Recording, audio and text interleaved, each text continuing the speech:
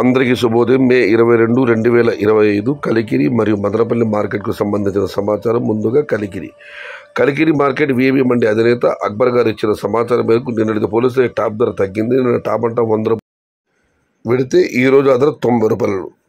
ఇక ధరల విషయానికి వస్తే 30 రూపాయలు ఆరంభపు ధర, 70 రూపాయలు ముగింపు ధర, టాప్ అండ్ టాప్ 80 నుంచి 90 రూపాయలు. Today Kalikiri market tomato small boxes 30 rupees starting rate, 80 rupees ending rate, top and top